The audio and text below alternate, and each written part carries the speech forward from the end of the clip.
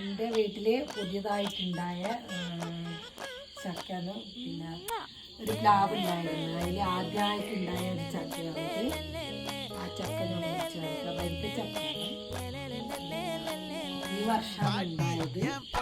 പല സൈസ് ചക്ക ഉണ്ടായിരുന്നു. ഈ ചക്ക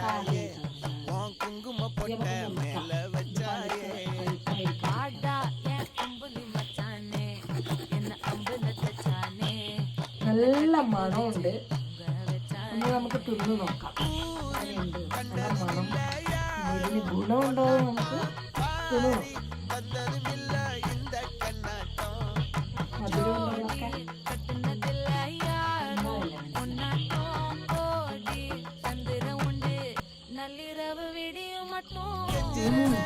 നല്ല മധുരമുണ്ട്.